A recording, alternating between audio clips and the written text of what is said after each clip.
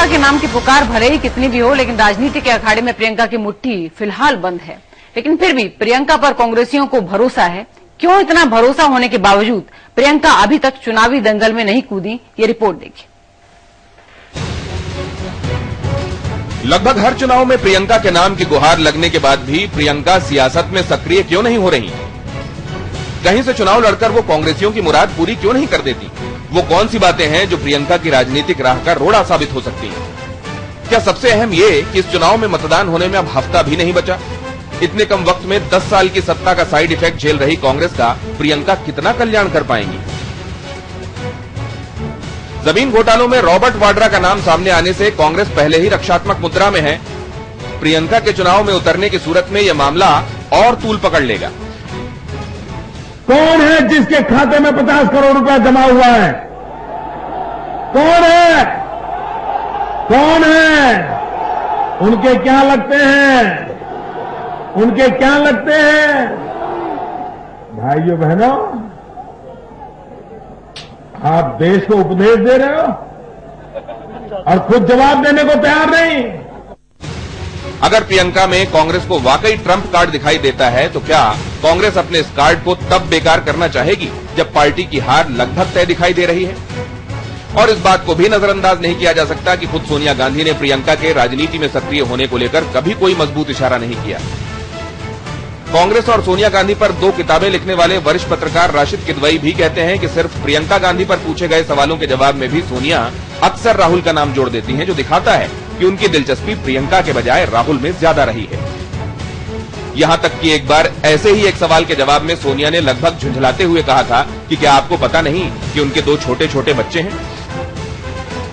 जनार्दन द्विवेदी ने चुनावी मौके पर भले ही प्रियंका को फिर पुकारा हो, लेकिन शायद इन्हीं वजहों का तकाजा है कि कांग्रेस ने अपने इस अरमान को खुद ही ठंडा कर दिया है। श्रीमती प्रियंका गांधी वडेरा अपने भाई और माता दोनों के लिए लगातार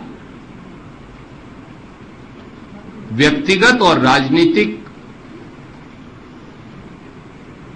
ताकत का एक महत्वपूर्ण अंग और हिस्सा हैं। उन्होंने कभी भी इन 2 संसदीय क्षेत्रों से बाहर जाकर, ये उनका स्वयं का निर्णय है, कोई राजनीतिक क्रियाशील भूमिका ने निभाने का निर्णय किया हुआ है। समय के लिए दिनेश गौतम। अदिति जी, ये क्या दिखाता है? ये इनमें से कौन सी वो वजह है वाकई मजबूत है जो शायद प्रियंका को रोकती होगी? क्या पता, सुबह कोई इनकी पार्टी में कोई कुछ कहता है, शाम को कुछ और कहता है। अब बताइए इसका क्या मतलब है? डेमोक्रेसी है। कोई आदमी कह रहा है जो कि परिवार से बहुत निकट माना जाता है, परिवार के बहुत निकट माना जाता है कि प्रियंका जी वाकई आने वाली हैं, आ रही हैं, आएंगी, लेकिन शाम को हमको पता चलता है कि वो वहीं रहेंगी जहां पहले थी। तो इसका क्या मतलब है? बद्री, आपके पास आते हैं कि एक बात लगातार हम देखते हैं कि अभी वो राजनीति में नहीं है, सक्रिय राजनीति में नहीं है, अपने माँ और भाई की कॉन्स्टिट्यूएंसी में वो काम करती हैं, लेकिन उसके बावजूद भी किस तरह नरेंद्र मोदी ने नाम लिया रॉबर्ट वाड्रा का, और अगर वो आ गई तो क्या तूफान नहीं उठ खड़ा हो जाएगा?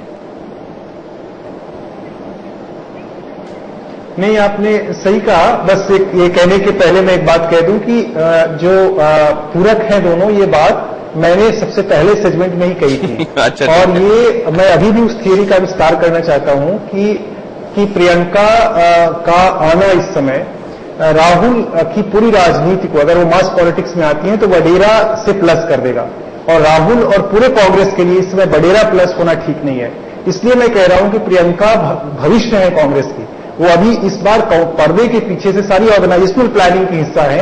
मास पॉलिटिक्स में वो बाद में पूरे राष्ट्र के लिए आएंगी, अभी वो इन क्षेत्रों में ही संभालेंगी। तो मुझे ऐसा लग रहा है कि अभी वडेरा एक चांद्र ग्रहण की तरह है और उनसे मुक्ति जरूरी है। थोड़े दिन में वो स्मृतियां किस तरह की मुक्ति की बात आप कर रहे हैं ये पता नहीं, लेकिन क्या संजीव, ये जब आपने नाम लिया था, आपने कहा था मैंने तो सिर्फ नाम लिया, लेकिन क्या ये सिर्फ यही नाम प्रियंका के नाम को रोकने वाला साबित नहीं हो रहा है?